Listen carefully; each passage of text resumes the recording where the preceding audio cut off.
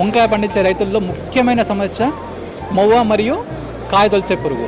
దీనికోసం రైతులు ఇంచుమించుగా ప్రతి 3 నుంచి 4 రోజులకు ఒకసారి కీటకనాశనాలు వాడుతున్నప్పటికీ ఇంచుమించుగా 40 నుంచి 50% వంకాయలో పుచ్చులు ఉంటూనే ఉన్నాయి ఈరోజు. సో వాటిని అధిగమించడానికి మనం ఒక కొత్త పరిజ్ఞానాన్ని రైతుల ముందులోకి తీసుకురావడం జరుగుతుంది. సో దీన్ని క్రెమిట్ బిఎఫ్ఎస్బి అంటాము. ఈ క్రెమిట్ బిఎఫ్ఎస్ అనేది ఇది కూడా సేమ్ మన పత్తిలో గులాబీ రంగు పురుగు నివారించే పేస్ట్ మీ ముందుకు ఎలాగ చూపించానో అదే పద్ధతిలో ఈ ట్యూబ్ అన్నది రైతులకు త్వరలో అందుబాటులోకి రాబోతుంది.